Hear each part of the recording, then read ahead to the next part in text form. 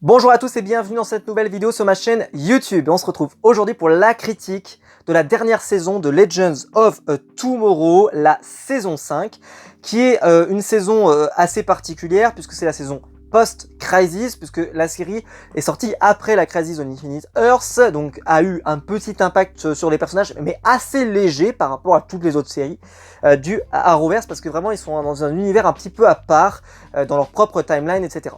J'avais expliqué, et vous vous souvenez, pour ceux qui me suivent depuis longtemps, j'avais littéralement détesté, haï, la dernière saison de Legend of Tomorrow, la saison 4, qui était une purge infâme, et je le maintiens encore aujourd'hui. C'était une horreur, mais vraiment une horreur, hein. Les personnages, rien n'allait, enfin, une horreur, et je me suis dit, mais en fait, au final, peut-être que je regarderai plus la série. Bon, la Crisis m'a bien remis dans le Arrowverse à fond, et elle est arrivée après, en plus, après la Crisis, et j'ai donc eu envie de regarder la série. Et cette envie, je me suis dit, de toute façon, ils pourront pas faire pire, c'est le truc que je me suis dit. Donc, j'y suis allé avec aucune attente, rien. Je me suis dit, de toute façon, ça sera peut-être nul, mais c'est pas grave, j'ai envie de me faire toutes les séries du Arrowverse, donc allez, on y va, on essaye. Et vous attendez certainement mon avis. Et comme je l'avais dit, j'avais détesté la saison précédente, vraiment haï, hein. Et cette saison, c'est une bonne saison de Legend of Tomorrow. Voilà, je l'ai dit, c'est une bonne saison de Legend of Tomorrow. Alors, c'est une saison de Legend of Tomorrow, c'est-à-dire que ça doit être fun, drôle, ça doit pas se prendre au sérieux, c'est... Voilà. Et là-dessus, ils ont été très bons. Pourquoi ? Parce que, enfin, ils ont un scénario. Parce que la saison précédente n'avait pas de scénario, il y avait rien. Il y avait rien. Là, il y a un scénario. Et d'où il vient ? Ils ont misé sur le meilleur personnage de la série, et je l'avais dit d'ailleurs dans Legend of Tomorrow l'année dernière, j'avais dit à quel point, pour moi, le personnage sur lequel il fallait miser, c'était lui. C'est bien sûr John Constantine, qui est formidablement interprété, et forcément, si vous misez une partie du scénario de la série sur lui, sur l'enfer, sur tout son univers, sur les démons, ce machin, alors ça fait un côté Supernatural, d'ailleurs il y aura un crossover avec Supernatural. Voilà, je comprends. Personnellement, je comprends. Mais c'est un personnage extraordinaire, John Constantine. Je trouve il a un potentiel de fou dans la série. Et que ce qu'ils en ont fait, mais c'est génial. Quand on sait d'où il est parti et où il arrive à la fin de la saison, je suis admiratif. C'était génial. Et ils ont misé donc sur les démons. D'ailleurs, il y a un crossover avec Supernatural qui est vraiment super bien. Voilà. C'est juste en fait, c'est un clin d'œil, c'est pas vraiment un crossover, c'est un clin d'œil. Mais j'ai trouvé que le clin d'œil était super, quoi. C'était vraiment super. Et puis j'ai adoré le personnage de John Constantine dans cette saison. Et surtout, j'ai trouvé que enfin, il y a une histoire, il y a un fil conducteur, on nous emmène du début à la fin, et c'est vraiment très réussi. Et ça m'a même donné envie de lire du Hellblazer, par exemple, quand il y a un épisode où John Constantine attrape le cancer et est mourant, et pendant tout un épisode, je sais que c'est inspiré de comics, par exemple, j'ai envie de le lire maintenant même, ce truc-là. Donc je suis hyper content, et je n'arrive pas à croire que je vous dis ça. Honnêtement, vous m'auriez dit ça il y a un an, mais je n'y aurais pas cru. Le personnage de Sarah est toujours génial, même si elle passe vraiment en second plan. C'est John Constantine qui vole la vedette à tout le monde, mais tout le monde, peu importe la scène dans laquelle il est. Lui avec, comment elle s'appelle parce qu'il y a deux personnages, je trouve, qui volent la vedette, c'est Zari et lui. Et d'ailleurs, les deux vont créer un couple. Donc vraiment, mais c'est parfait, parce que les deux personnages que je trouvais les plus réussis, et en plus, ils ont créé une interaction entre les deux qui marche super bien. Et j'ai adoré. Vraiment, le personnage de Zari d'ailleurs, qui donc a une nouvelle personnalité, puisque c'est une personnalité post-crisis, puisqu'elle a eu... et puis il s'est passé quelque chose à la fin de la saison, etc. Donc, alors c'est un peu dommage parce que son frère est un peu intégré, un peu bizarrement. On n'a aucun affect avec le personnage, et malheureusement ça va jamais venir. Ça, c'est le gros défaut de cette saison. Par contre, elle est super bien, un peu peste des réseaux sociaux, Instagrammeur, etc. Instagram girl, je sais pas trop comment on dit. Franchement, une influenceuse. Voilà, c'était vraiment super. Le personnage est assez intéressant, et puis quand on commence à rentrer dans son totem et que on retrouve son ancienne personnalité, et donc qu'elle se retrouve dans une sorte de trio amoureux avec Nate qui était très peu intéressant, je trouve, la dernière saison, à part sa relation avec Ray, un peu drôle, machin, c'était nul. Et là, franchement, ça marche bien, parce que c'est assez intéressant, il se passe pas mal de trucs. Honnêtement, c'était plutôt cool. Mick Rory, Mick Rory, qui était une excellente surprise de l'année dernière parce qu'il s'était mis en compte d'auteur et c'était vachement marrant. Eh bien déjà, merci Mick. Alors déjà, je commence par merci Mick. D'accord ? Merci Dominique Purcell, parce que tu as permis qu'on se débarrasse du personnage de Mona, et je ferais, vraiment, si j'avais pas envie de vous saouler, on ferait même une minute de silence pour avoir fait ça. Alors, elle va revenir à la fin de la saison, mais on s'en est séparés. Mais la joie, le bonheur que ça m'a procuré, vous imaginez même pas. Je sais pas s'ils ont vu ma vidéo, j'en ai aucune idée. Mais s'ils l'ont vu, merci. Ah là là, c'est... On n'entend plus sa voix horrible et immonde. On ne voit plus ses prestations d'actrice absolument infâmes. Ah là là, on est libéré. Oh. Ça fait plaisir. À ne plus la voir. Ah, quand je l'ai revue à la fin de la saison, j'ai eu le poil qui s'hérisse. J'ai fait, oh non, ne faites pas ça. On était bien. Laissez-la s'occuper des bouquins et tout là. Sortez de là. Je ne veux plus la voir. S'il vous plaît. Alors on a toujours Gary, qui est hyper relou, mais bon, c'est comme ça, hein. Même si honnêtement, y a quelques trucs qui m'ont fait un peu marrer, le truc avec le lapin, c'était pas mal, qu'il avait ramené une bête démoniaque et tout, c'était plutôt pas mal, moi j'ai bien aimé, parce que l'épisode, je trouve qu'en huis clos comme ça, où ils prennent le contrôle des gens, enfin j'avais trouvé ça plutôt cool. Bon, le personnage est quand même très fade et il est lourd ce personnage, mais... Il y a eu des épisodes qui étaient plutôt cool, donc je vais pas trop critiquer. Et puis voilà, vu qu'on s'est débarrassé de Mona, déjà, on a fait un pas en avant de qualitatif, mais rien qu'avec Mona, pour moi déjà, la série perdait la moyenne, quoi, parce que c'était une catastrophe, mais une horreur. Oh là là. Mais je pense qu'ils s'en sont rendus compte, peut-être aussi, ils se sont peut-être dit, non mais attendez, on peut pas avoir dans une série qui est quand même sérieuse, un personnage aussi mal interprété, une actrice aussi mauvaise, c'est pas possible. Alors, elle est toujours là, et ils la mettent très peu, et honnêtement, c'est à toute petite dose comme ça me va. Faites pas plus. Et je reviens sur Mick Rory, parce que là, Mick Rory, donc, ils avaient beaucoup utilisé son truc d'auteur, etc. Et là, ce qu'ils ont rajouté en plus, c'est que depuis, il est devenu père, et je trouve que c'est une idée de génie, parce que il est absolument génial. C'est quelqu'un qui n'a jamais eu de responsabilité, même sur le Wave Rider, il n'a jamais eu de responsabilité. Il est toujours borderline, toujours bourré du soir au matin à vouloir boire des bières, etc. Et là, il se retrouve avec une adolescente qui doit avoir entre 16 et 20 ans, je sais pas trop quel âge elle a, et parce qu'elle veut rentrer à l'université, donc je la schématise à peu près vers cet âge-là. J'ai trouvé ça génial.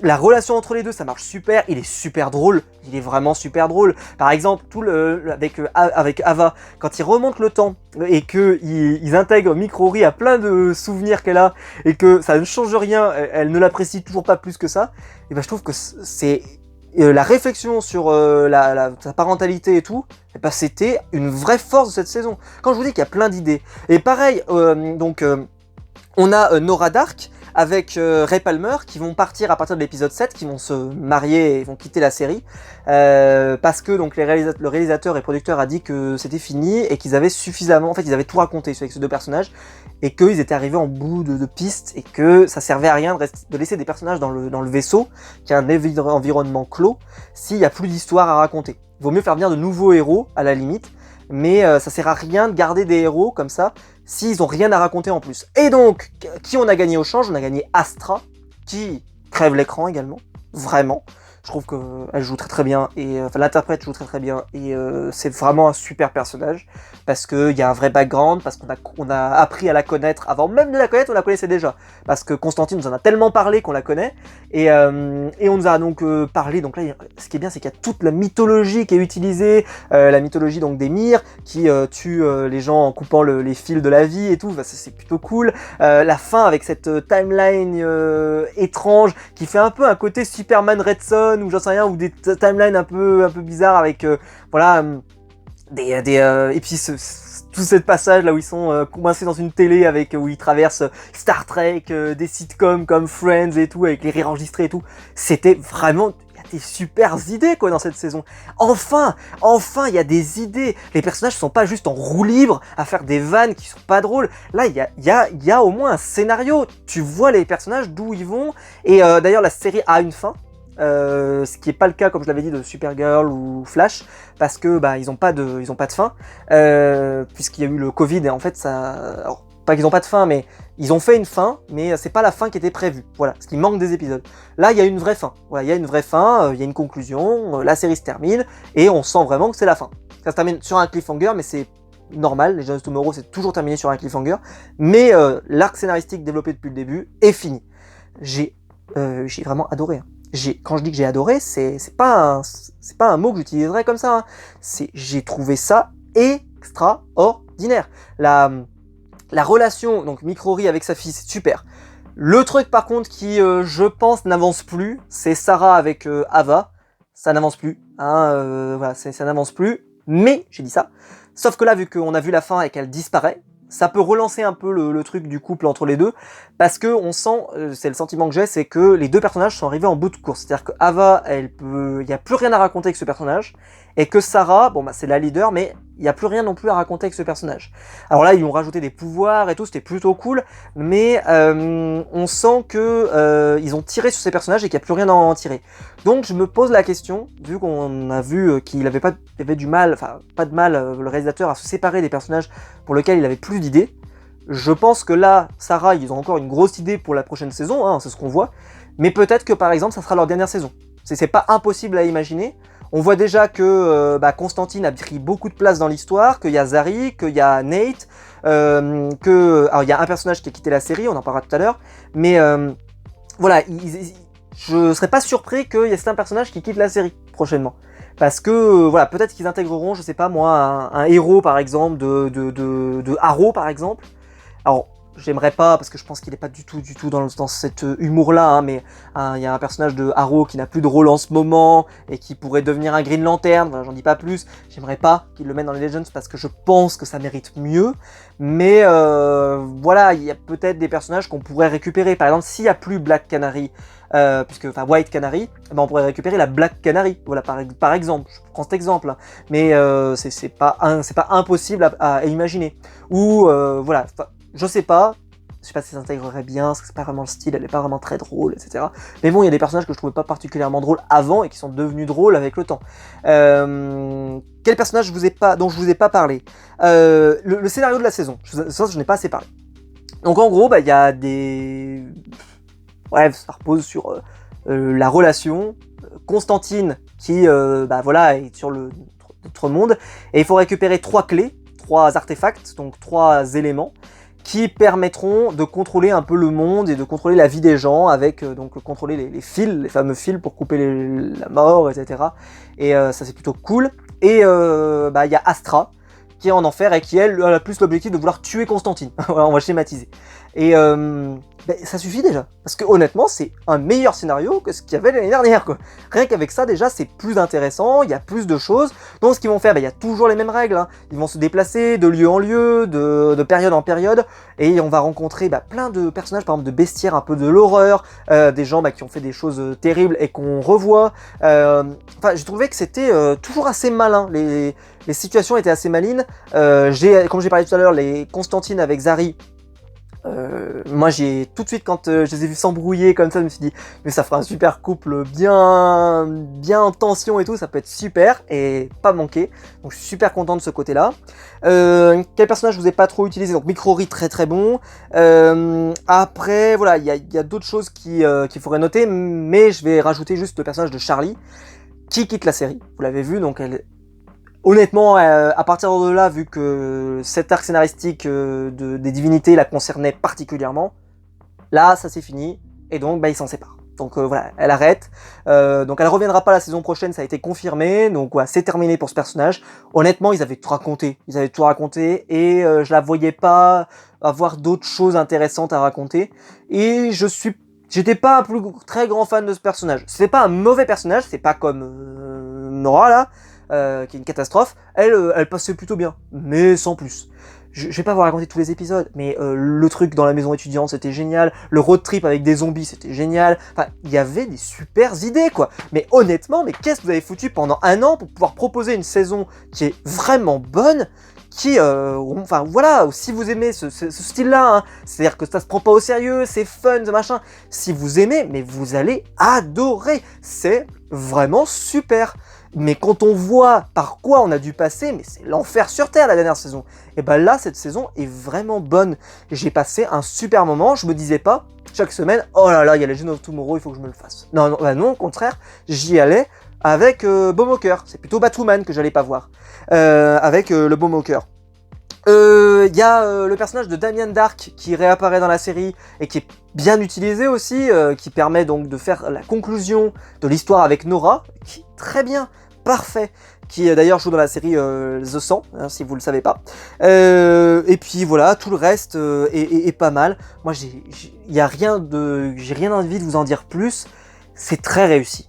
Bravo à Legend of Tomorrow parce que vous partiez de tellement loin que je suis admiratif. Et je sais pas sur quoi ça va partir dans la saison prochaine parce que j'ai aucune idée d'où est partie Sarah.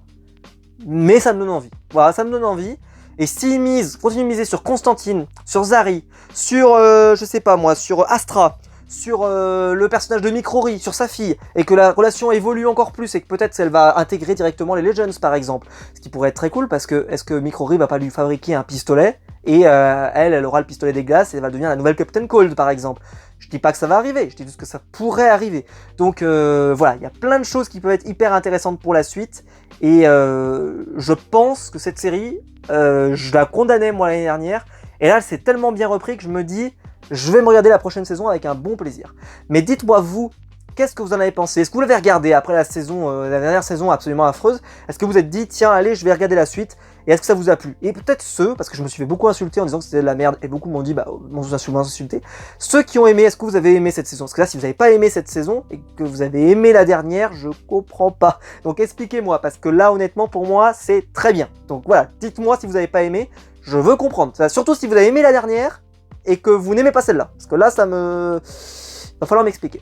Si la vidéo vous a plu, vous pouvez la liker, vous pouvez vous abonner, vous pouvez la partager sur les réseaux sociaux. Le lien Utip est dans la description, c'est pour me soutenir. Et quant à nous, on se retrouve très vite pour une prochaine vidéo. Allez, ciao!